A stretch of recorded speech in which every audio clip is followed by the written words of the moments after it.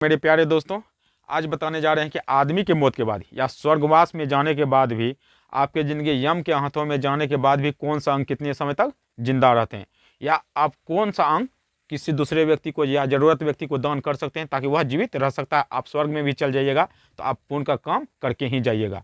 इसीलिए ऐसा कदम चलो कि निशान बन जाए, ऐसा काम करो कि पहचान बन जाए। यहाँ ज़िंदगी हर कोई जी लेता है, लेकिन ऐसा जियो कि सबके लिए मिसाल बन जाओ। इसीलिए अगर मरना ही है, सबको तो एक ना एक दिन मरना है, इसलिए मरने से पहले हम किसी को, जो हम मर रहे हैं या यम के हाथों जा रहा है मेरा ज़िंदगी, तो एक यंग दूसरे को दान दे दें, पुण्य का भागी बन जाए। आप स्वर्ग में भी राज कीजिएगा और धरती पर भी राज कीजिएगा। इसीलिए इस चैनल को सब्सक्राइब कर ले, लाइक कमेंट और शेयर कीजिए, और वीडियो को लास्ट तक देखिए, स्किप नहीं कीजिएगा। तो हम बता रहे हैं कि कौन सा अंग कितने समय तक जिंदा रह सकते हैं और कौन सा अंग हम दान देने के लायक हैं। नंबर 1 में हृदय। हृदय 10 मिनट तक जिंदा रहता है। और हृदय धड़कन कितना होता है प्रति मिनट? 60 से 80 ये प्रति मिनट होता है हृदय धड़कन। इतना समय तक आपका हृदय जिंदा रहता है, 10 मिनट तक, और हृदय धड़कन 60 से 80 प्रति मिनट होता है। 2 में आप देखिए, जैसे कि त्वचा 24 घंटे तक जिंदा रहता है। कितने घंटे तक? 24 घंटे, या 24 घंटे से ज़्यादा भी जिंदा रह सकते हैं। अगर आप मर भी जाइएगा फिर भी आपको सुरक्षित रखेगा त्वचा, क्योंकि वह 24 घंटे तक आपको सुरक्षित रख सकता है, फिर तभी त्वचा खराब होगा या मरेगा। इसलिए 24 घंटे तक त्वचा जिंदा रहता है। 3 में क्या होता है कि आप जैसे कि ब्लड, आपका ब्लड सर्कुलेशन, बीपी कितना होता है? बीपी जो बोलते हैं, ब्लड प्रेशर गति 120/80 mmHg, यानी मिलीमीटर पारे। 120 को कहते हैं क्या चीज? Systolic pressure of artery. इसको कहते हैं diastolic pressure of arteries. Diastolic pressure है ये बीपी। ब्लड यानी कि ये ब्लड प्रेशर है, ये मिलीमीटर एचजी में मापे जाते हैं। ब्लड 4 प्रकार के होते हैं, ए 4 ग्रुप में बटा गया, ए बी और ओ। तो यदि इसी में फिर इसको 2 भाग में बांट देते हैं, ओ प्लस ओ माइनस। ये माइनस वाला जो है यूनिवर्सल ब्लड डोनर ग्रुप कहलाता है। जबकि ए बी जो है, इसमें कोई एंटीजन नहीं होता है। ए बी में कोई एंटीजन नहीं होता है, इसे कोई भी रिसीव कर सकता है, इसीलिए इसको बोलते हैं यूनिवर्सल ब्लड रिसीवर ग्रुप। यानी कि ओ निगेटिव है तो आप ब्लड किसी को भी दे सकते हैं। सार्वभौमिक दाता बोलते हैं जिसको, यूनिवर्सल सार्वभौमिक दाता।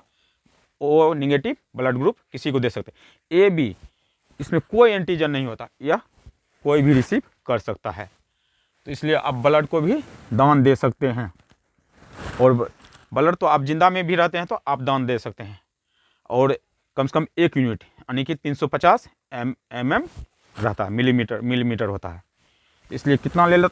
350 mm यानी कि 1 यूनिट तक दान दे सकते हैं आप। अगर आपका ब्लड सही है, आप स्वस्थ हैं, तो दान दे दीजिए और पुण्य का भागी बन जाइए पृथ्वी पर। इसलिए ब्लड को दान कीजिए। हम भी ब्लड को दान किए हैं, और तुम लोग भी ब्लड को दान करो ताकि पुण्य का भागी बन सकते हो। अगला क्या है कि तापमान।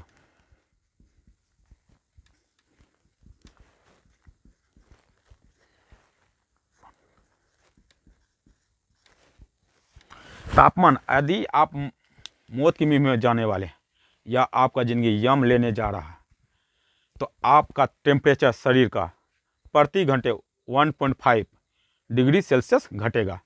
1.5 डिग्री प्रति घंटे सेल्सियस आपका टेम्परेचर घटेगा। इसीलिए अगर आप यम के हाथ जाने वाले थे, ये भी संकेत है आपका। अगला क्या है? किडनी।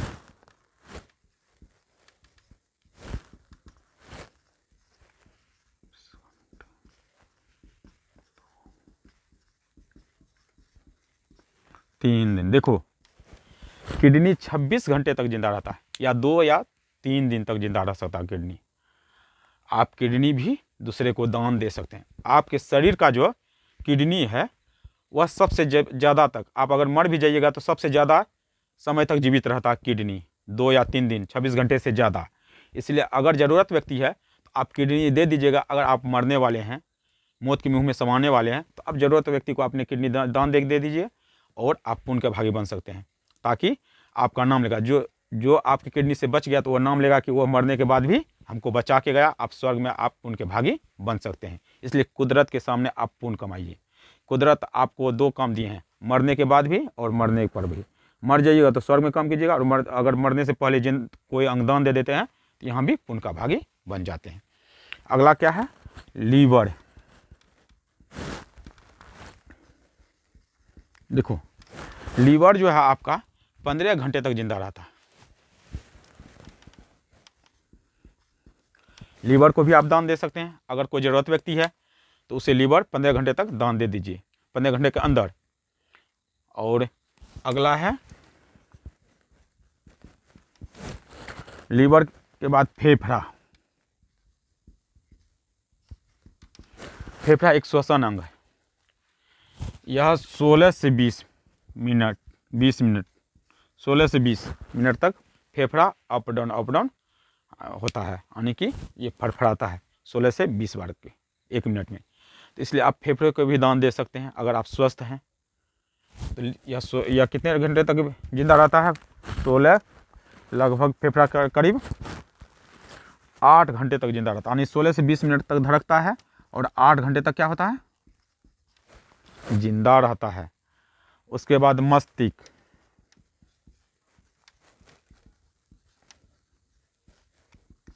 मस्तिष्क आपका जो है करीब 20 घंटे तक जीवित रहता है। आप मर भी जाते हैं तो फिर भी आपका मस्तिष्क काम करता है 20 घंटे तक। वो 20 घंटे तक आपके शरीर को कंट्रोल करना चाहते हैं। 20 घंटे तक सिस्टम को फिर से सुधारना चाहता है मस्तिष्क, ताकि वह किसी तरह फिर से होश में आ जाए।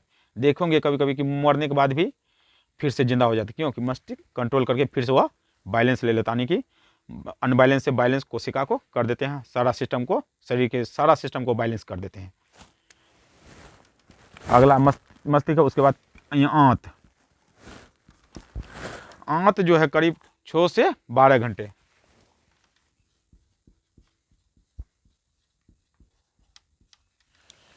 आपका आंत लगभग 6 से 12 घंटे तक, मरने के बाद भी 6 से 12 घंटे तक जीवित रहते हैं। इसलिए आंत भी आप डोनर बन सकते हैं आंत का। इसलिए जो ज़रूरत है उसे दान दे दीजिए।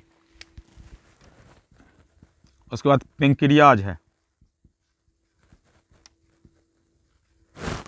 पेंक्रियाज लगभग 12 से 18 घंटे तक जिंदा रहता है।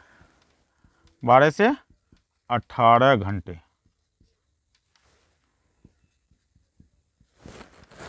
उसके बाद हार्ट 4 से 6 घंटे। आँख जो है